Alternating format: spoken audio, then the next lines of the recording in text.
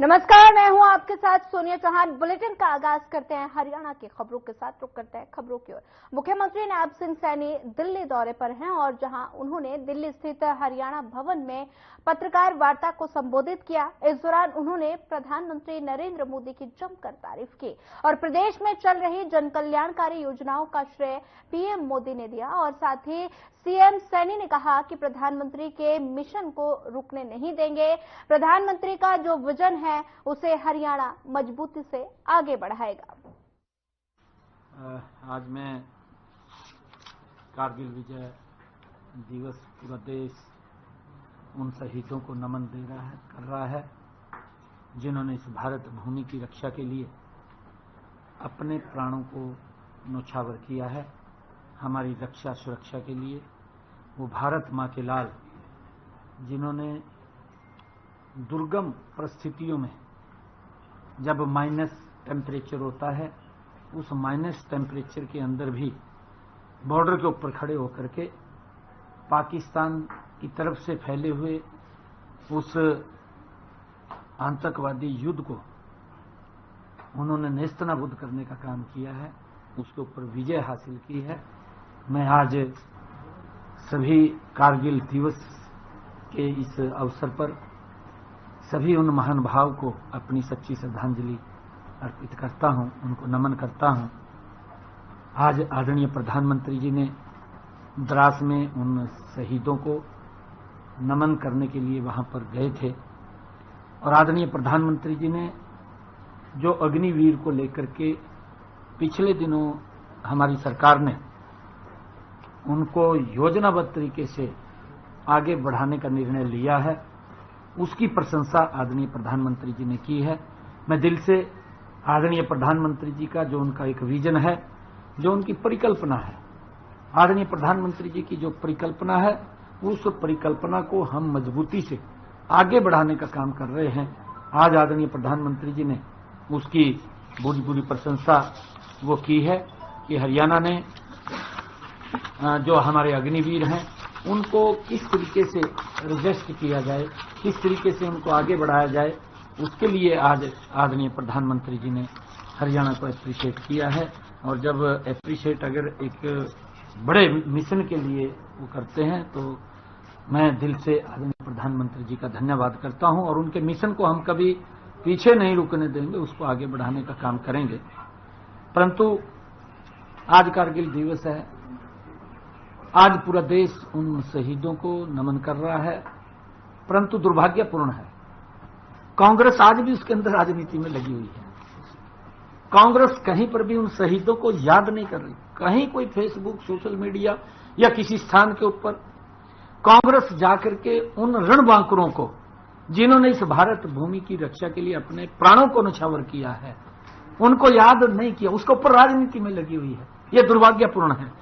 और मैं आज आपको बताना चाहता हूं कि आज पूरा देश जिस प्रकार से कारगिल को फतेह करने वाले अपने वीर सपूतों को श्रद्धांजलि दे रहा है, आदरणीय प्रधानमंत्री नरेंद्र मोदी जी ने भी द्रास में स्थित वार मेमोरियल जाकर के जवानों को श्रद्धांजलि दी है।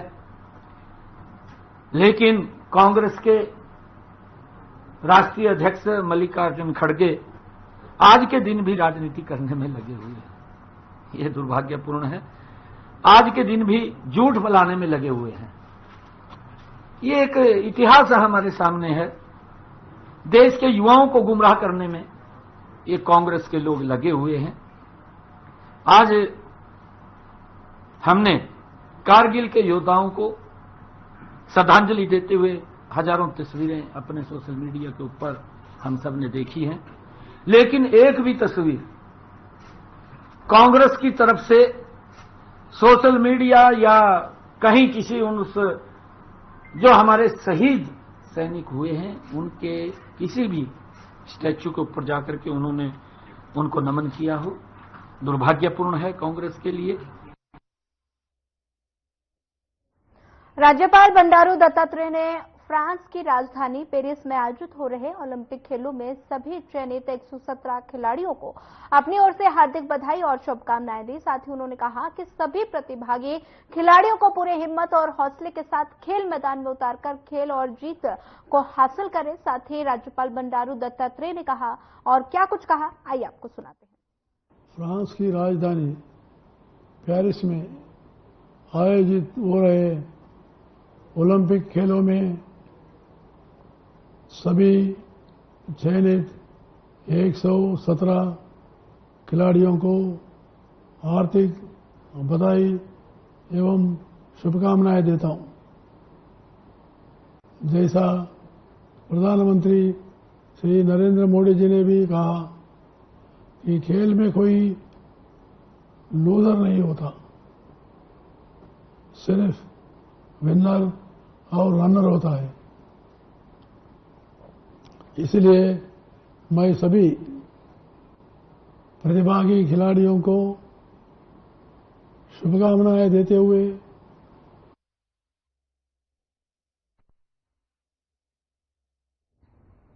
चलिए बढ़ते हैं अगली खबर की ओर। हरियाणा के कृषि मंत्री कंवरपाल गुर्जर ने जगाधरी विधानसभा के गांव में किशनपुरा में 2 करोड़ 78 लाख के विकास कार्यों की सौगात दी और कृषि मंत्री ने कहा कि पूरे प्रदेश के साथ साथ जगाधरी विधानसभा में तेज गति के साथ विकास कार्य चल रहे हैं और पूर्व की कांग्रेस सरकार पर निशाना साधते हुए उन्होंने कहा कि उस समय विकास कार्यों की कल्पना भी नहीं की जा सकती थी, लेकिन कांग्रेस राज की तुलना में आज हर क्षेत्र में 10 गुना विकास हुआ है। आज कांग्रेस हिसाब मांग रही है, लेकिन कांग्रेस ने अपने कार्यकाल में क्या किया है, इस बारे में कांग्रेस के पास कोई जवाब नहीं है। और कांग्रेस सांसद दीपेंद्र हुड्डा से जब कांग्रेस के कार्यकाल में जिले में करवाए गए 5 विकास कार्यों के बारे में सवाल किया गया तो वो उसका कोई जवाब नहीं दे पाए।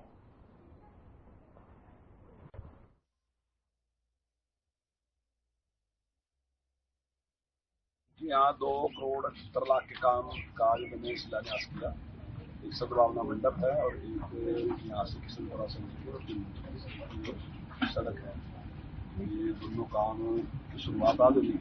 कुछ काम पहले हैं जो हो चुके हैं, पहले नॉलेज सेंटर है और दूसरे भी काम है पहले उसका उद्घाटन हुआ और कुछ खास जल्दी ये काम क्योंकि विकास कार्य बहुत तेज गति के साथ चल रही है। जिन कामों के बारे में कभी लोगों ने सोचा भी नहीं था कि ये काम होंगे, आज वो सारे के सारे काम हो रहे हैं।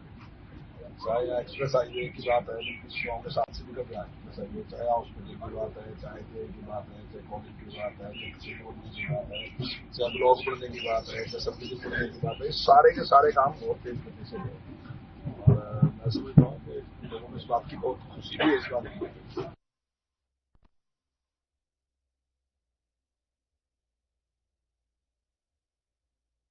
सरकार कच्चे कर्मचारियों को पक्का कर बड़ी राहत दे सकती है और सरकार इस मसले पर गंभीरता से विचार कर रही है और इसके लिए सरकार ने 9 सदस्य की कमेटी का गठन किया, जिसमें 8 वरिष्ठ IAS अधिकारियों को शामिल किया गया है। ये कमेटी पुराने कोर्ट केस और किस तरीके कर्मचारियों को पक्का किया जाए, इस पर मंथन करेगी। कमेटी की पहली बैठक हुई जिसमें तमाम मुद्दों पर चर्चा की गई।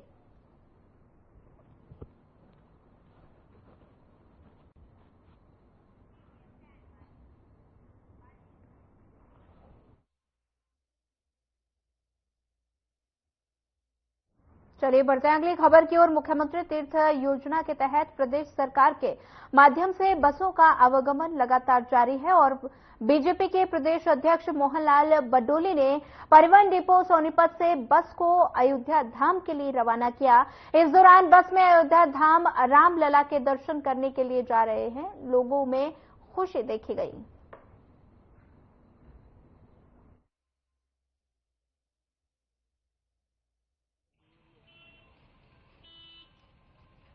ये मुख्यमंत्री तीर्थ दर्शन योजना के तहत आज सोनीपत डिपो की ये वोल्वो बस जो सोनीपत से अयोध्या दर्शन के लिए जाएगी, 47 यात्री इसमें रहेंगे और सबके खाने की, रहने की, नाश्ते की, भोजन की पूरी व्यवस्था के साथ इनको भगवान श्री राम के अयोध्या दर्शन करने का मौका मिलेगा।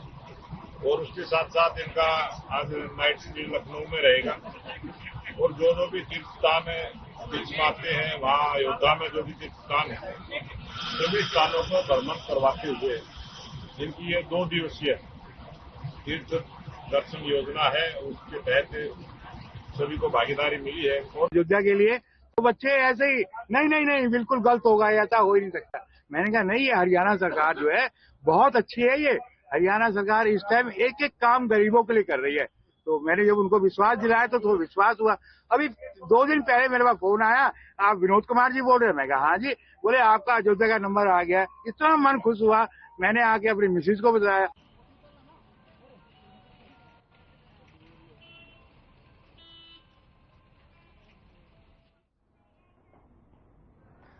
सीएम के कार्यक्रम में पार्षद अमित ग्रोवर के आवाज उठाए जाने पर पुलिस ने बाहर कर दिया था, जिसको लेकर अमित ग्रोवर ने कहा कि वो सीएम के सामने अपना पक्ष रखना चाहते थे। और अमित ग्रोवर ने प्रेस वार्ता में कहा कि जिन प्रतिनिधि सम्मेलन में सीएम के सामने गलत वीडियो दिखाई गई उसमें सीएम को हिसार में दृश्य दिखाए जिसमें सभी समस्याओं को दूर करना दिखाया गया, परंतु अभी भी हिसार में बहुत समस्याएं हैं। एनडीसी के नाम पर जमकर लूट हो रही है और जिसके कारण लोग काफी ज्यादा परेशान हैं।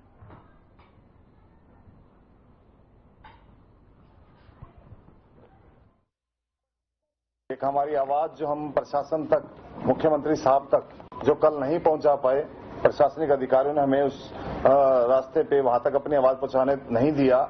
आपके माध्यम से ये आवाज हरियाणा सरकार तक पहुंचे, इसके लिए आज ये प्रेस कॉन्फ्रेंस बुलाई गई है। और मेरे साथ में 10 कॉलोनियों के रेजिडेंस वेलफेयर एसोसिएशन के सदस्य बैठे हैं जो शहर के अलग अलग क्षेत्र के हैं।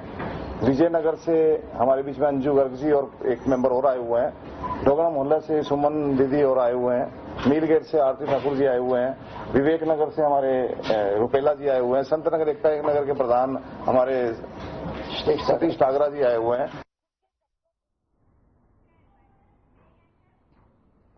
धर्मनगरी कुरुक्षेत्र में आवारा पशुओं का आतंक लगातार बढ़ता जा रहा है और हालात ये हैं कि ये आवारा पशु आए दिन लोगों को घायल करने में लगे हुए हैं। कुरुक्षेत्र में रेलवे स्टेशन के साथ लगते न्यू कॉलोनी पटेल नगर में एक आवारा सांड ने एक महिला को टक्कर मारते हुए उसे बुरी तरह से घायल कर दिया। आवारा सांड की टक्कर से घायल हुई महिला की मौत हो गई और आज न्यू कॉलोनी में घटी इस घटना को लेकर शहरवासियों में नगर परिषद और प्रशासन के खिलाफ काफी रोष नजर आ रहा है।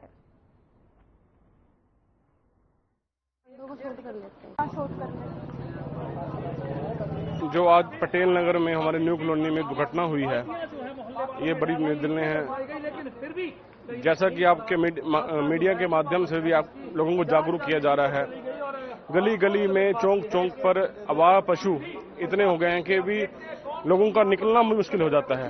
तो मैं तो आपके माध्यम से, मीडिया के माध्यम से प्रशासन से एक ही मांग करता हूँ, राज्य से एक मांग करता हूँ कि जल्द से जल्द इन पर रोक लगाई जाए। गौशालाएं खाली पड़ी हैं, वहां आवारा पशुओं को भेजने का काम करें, नहीं तो अगर ये चूक हुई तो आगे ऐसी घटनाएं और भी हो सकती हैं। मैं तो आपके माध्यम से यही कहना चाहता हूँ। मतलब आप ये नहीं कह सकते क्योंकि हमारी कॉलोनी है, कॉलोनी एक परिवार की तरह होती है और सर्व समाज यहाँ रहता है, तो हम ये घटना ये कह सकते हैं कि कॉलोनी की घटना नहीं, हमारे परिवार की घटना है। जिस प्रकार से जब मैं मंदिर में था सवेरे शिव, तो वहाँ मंदिर के पुजारी देख रहे थे, लेकिन उस समय हम अवगत नहीं हो पाए भी ये कहाँ की घटना है। कोई तो कह रहा था भी ये बाहर की घटना है, कोई कह रहा था भी ये सरस्वती स्कूल की घटना है, कोई कह रहा था ये सैनिक स्कूल की घटना है, लेकिन जैसे हमें पता लगा ये तो घटना ही हमारे अपनी कॉलोनी की घटना है, तो इससे बड़ा कोई दुख नहीं हो सकता हमारी कॉलोनी में। ये वो गाय को हटा रहे थे, उन्होंने लाठी से बस वो उस पर झपट पड़ी, वो गिर गया नीचे और गाय ने कुचल दिया उसको। बहुत कुचला, बहुत जैसे दांतों से भी। बेटा हमने इतना कुछ करा है ना, पानी भी डाला सबने ऊपर से, ये भी बेटा था, सारे इकट्ठे हो गए। इतना लोग मौजूद थे हम 50 जने तो होंगे, 50 बंदे तो होंगे यहाँ पे। इसकी हिम्मत ही नहीं, छोड़ ही नहीं रही थी गाय। महिला का नाम क्या था? गुरदीप कौर, 65 साल की, बात 65 साल। कोई हाउस वाइफ थी या कहीं जॉब करती थी? नहीं, हाउस वाइफ है। हाँ जी। तो कितने सालों से यहाँ पे रहते थे? हम तो यहाँ रहते हैं, ये 30-32 साल हो गए यहाँ रहते हुए हमें। माहौल का वो सफाई कर रहे थे, यहाँ से गाय वो गाय पड़ी, उनको इन्होंने मारने की कोशिश की, हटाने की कोशिश की, वो वेपर भी टूट गया, वो मतलब उन्होंने मार मार के उसका बुरा हाल कर दिया। किसी ने छुड़वाने की कोशिश छुड़वाने की कोशिश क्या करना, कोशिश बहुत करी पब्लिक ने, पड़ गई वो तो बुरा हाल हो गया उसके साथ। तो ऐसा कितने जानवर सर यहाँ पे घूमते आए दिन? सारा दिन बुरा हाल है जी, ना कोई मंत्री सुनाई करता है ना संतरी सुनाई करता है, पैसे कमाने पे लगे हुए हैं, चेले छोड़ रखे हैं। कोई कह दो हम ये कर देंगे वो कर देंगे, कख नहीं करते।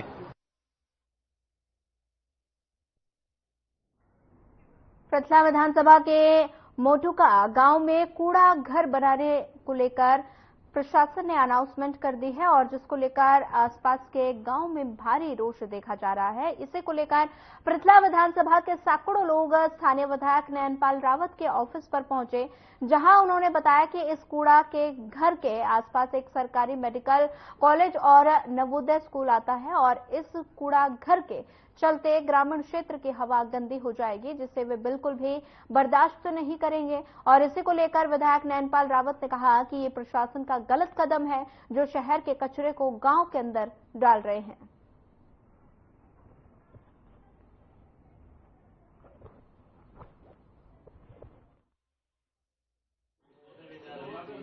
काफी लोग नहीं, ये कम से कम 10 से 12 गांवों की सरदारी आई है, जिसमें सभी सरपंच साहिबान भी हैं, मौजूदा और भी अन्य लोग हैं।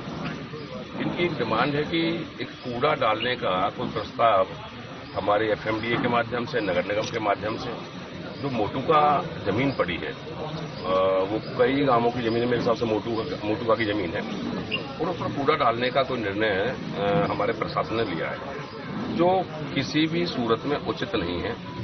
वहां पर एक अटल बिहारी मेडिकल कॉलेज है, एक नवोदय विद्यालय है, पानी की सारी लाइनें, हमारी जितना भी शहर है, पूरा फरीदाबाद, पानी भी जो है ना रेन्यूअल के माध्यम से हमारे जमुना के पास से आ रहा है।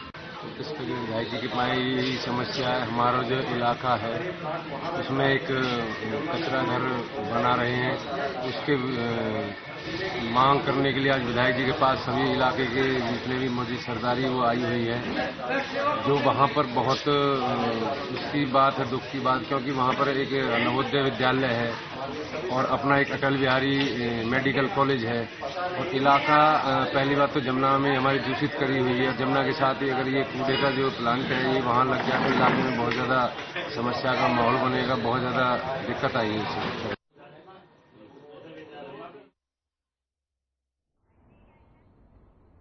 पटौदी खंड के गांव मिलकपुर में स्कूल के कमरों का ताला तोड़कर चोरों ने चोरी की है और बता दें कि मिलकपुर स्थित राजकीय वरिष्ठ महाविद्यालय में बीती रात चोरों ने स्कूल के कमरों का ताला तोड़कर कंप्यूटर, प्रिंटर और 2 इन्वर्टर के साथ कई अन्य सामान चुरा लिए, जिसके बाद डीडीओ और ऋषिराज के पटौदी पुलिस को शिकायत दी गई और साथ ही उन्होंने बताया कि वो सुबह स्कूल में पहुंचे तो स्कूल के कमरों का ताला टूटा हुआ मिला और स्कूल से लाखों का सामान और अलमारी से कागज गायब मिले। और साथ ही पटौदी थाना पुलिस ने अज्ञात चोरों के खिलाफ मामला दर्ज कर छानबीन शुरू कर दी।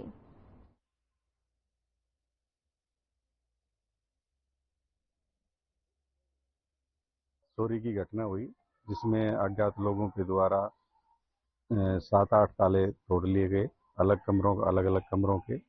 लेकिन चोरी हुए सामान में एक कंप्यूटर सेट, एक हमारे इन्वर्टर की बैटरीज 2 और कुछ बैटरियां जो कंप्यूटर लैब में पड़ी थी वो उठा के ले गए जंगला तोड़कर।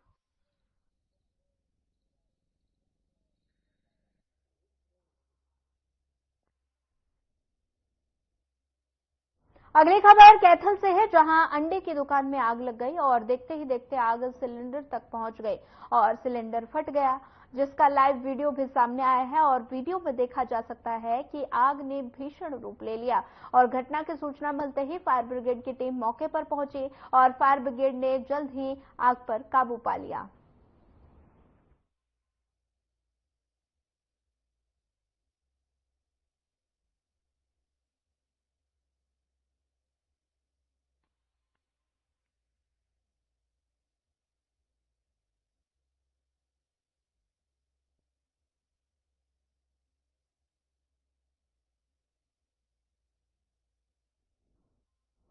अगली खबर सोनीपत से है, जहां राय क्षेत्र के 20 मिल मार्केट में एक हार्डवेयर की दुकान में अचानक शॉर्ट सर्किट होने की वजह से भयानक आग लग गई और आनन फानन में फायर ब्रिगेड के कर्मचारियों को मौके पर सूचना देकर बुलाया गया, लेकिन तब तक दुकान में रखा करोड़ों रुपए का सामान जलकर राख हो गया।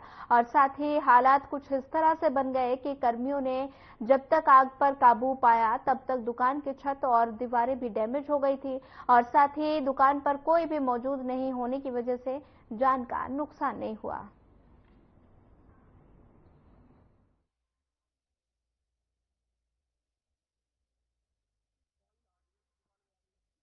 जिसकी सूचना फायर ब्रिगेड को दी गई, फायर ब्रिगेड ने आकर आग पर काबू पाया, जिसमें 10-12 गाड़ियों ने आई हुई थी आग दमकल केंद्र की और बाजार सुरक्षित है। अरे दोबारा साहिल हार्डवेयर ने फोन करके दोबारा सूचना दी कि आग दोबारा से लगी है, जिसमें फायर ब्रिगेड ने दोबारा मौके पर आकर थोड़ी सी जो आग लगी थी दोबारा उसको आग कंट्रोल किया। आग कोई जान की कोई हानि नहीं है, करोड़ों का नुकसान है।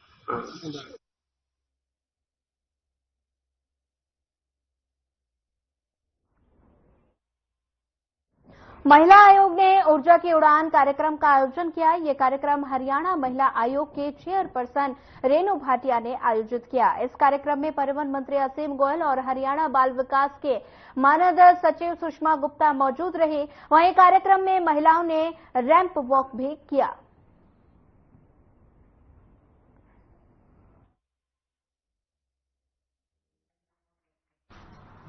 आज मैं कारगिल विजय दिवस पूरा देश उन शहीदों को नमन कर रहा है जिन्होंने इस भारत भूमि की रक्षा के लिए अपने प्राणों को न्यौछावर किया है। हमारी रक्षा सुरक्षा के लिए वो भारत माँ के लाल जिन्होंने दुर्गम परिस्थितियों में जब माइनस टेम्परेचर होता है उस माइनस टेम्परेचर के अंदर भी बॉर्डर के ऊपर खड़े होकर के पाकिस्तान की तरफ से फैले हुए उस आतंकवादी युद्ध को उन्होंने नेस्तनाबूद करने का काम किया है, उसके ऊपर विजय हासिल की है। मैं आज सभी कारगिल दिवस के इस अवसर पर सभी उन महान भाव को अपनी सच्ची श्रद्धांजलि अर्पित करता हूं, उनको नमन करता हूं। आज आदरणीय प्रधानमंत्री जी ने द्रास में उन शहीदों को नमन करने के लिए वहां पर गए थे और आदरणीय प्रधानमंत्री जी ने जो अग्निवीर को लेकर के पिछले दिनों हमारी सरकार ने उनको योजनाबद्ध तरीके से आगे बढ़ाने का निर्णय लिया है, उसकी प्रशंसा आदरणीय प्रधानमंत्री जी ने की है। मैं दिल से आदरणीय प्रधानमंत्री जी का जो उनका एक विजन है, जो उनकी परिकल्पना है, आदरणीय प्रधानमंत्री जी की जो परिकल्पना है, उस परिकल्पना को हम मजबूती से आगे बढ़ाने का काम कर रहे हैं। आज आदरणीय प्रधानमंत्री जी ने उसकी पूरी प्रशंसा। फिलहाल इस बुलेटिन में इतना ही। ज्यादा खबरों के लिए बनी रहिए हमारे साथ। नमस्कार।